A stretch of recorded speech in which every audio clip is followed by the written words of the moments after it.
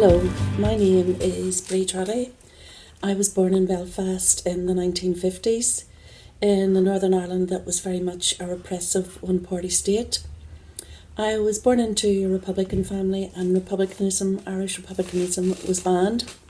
Therefore, we were subject to a manner of repression.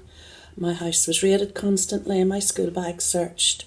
I was arrested at the age of 8 with my own mother, and my father was interned without trial 3 times. So I grew up with a very big sense that there was a lot of injustice and political repression. I joined the student movement when I was 18, even though I wasn't a student. I left school at 15 with no qualifications. But I soon learned. I went to university as a mature student and gained a degree and a master's. So in my professional and my voluntary career, I've been very much involved in promoting rights-based initiatives, women's rights, children's play rights and general human rights. And over the years I've been involved in developing many projects.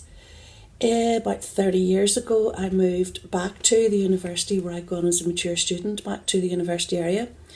And I saw the changes in it as so negative. The university had basically handed over the area to private developers, and it was haunted by antisocial behaviour, over car parking leading to all kinds of high lead levels. The community was destroyed. So I joined in a general campaign to lobby authorities to change this. And for many years I had big lobbies with no real success because government simply didn't want to intervene in the private market. So our lobby for neighbourhood regeneration really met with very little success.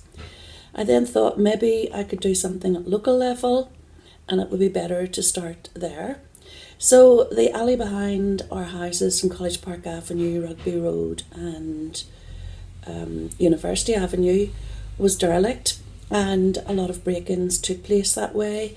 There was all kinds of problems, drug problems and so on. So I led a lobby for installation of security gates. After 4 years we got those. Then we had all this land. It was actually quite a lot of land, reclaimed urban land. I spoke to the statutory agencies about developing them, and they really didn't know what I was talking about. But I knew from having played in alleys in my own area as a child that an alleyway is a brilliant place for community events and children's play. So we developed Wildflower Alley to great acclaim, but opposition, of course, from the private landlords, who basically want all residents out of the area, not staying and enjoying an alley. So I made great enemies there, and that has continued over the past 6 years to the present day. Landlords have consistently lobbied to have our alley taken away. Quite unbelievable, really, but we've just dealt with it. Basically, I just pretend they're not there. There's no point in arguing with people who have no actual real concern about society, but only for money. So I just pretend they're not there. So we've really developed Wildflower Alley. It won lots of awards, and we started a green revolution all over Belfast. We now have a scheme from government for greening of alleys, and really that was all started off by Wildflower Alley, which we're very proud of. But obviously I'd moved from the wider neighbourhood level to the local level, and that was a great success. But at the local level, what we intended to do with Wildflower Alley was to extend it out to the wider area, so as to start off the wider neighbourhood regeneration. And a lesson I've learned is that work at the very local level often does lead to wider regeneration and can be really, really effective. So recently I've been involved in Horsey Hill, which is a lane that leads from the River Lagan up to our area. And we've suddenly discovered we do look out onto the river, and we don't really take advantage of that. I've also helped with the group and led a group that has developed a community garden at the bottom of Cornwall Street. It's an area now, our whole area, which has 30 different ethnicities. And the community garden was actually a brilliant way to involve people.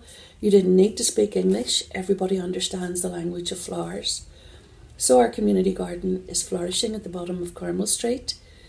We then got an international truck art mural on one of the walls as well to celebrate the Mela, the cultural festival that takes place in Botanic Gardens every year. So that has also been a brilliant initiative. So what's happening now is we've extended from the local out to the wider neighbourhood, and we want to extend further. We still have opposition from vested interests, and we will have that, but we're facing that in a very positive way by showing that you can do things with happiness, with good intent, and with lots of colour and music. And I take the lesson from the women's sector that I always had listened to. We want bread and we also want roses. So that's the current state of play here. We are hoping to develop the wider neighbourhood, to green it, to develop more alleys, more bird boxes, and we think we're winning people over that way. We do want bread, we do want regeneration, but we also want roses, flowers and wildlife.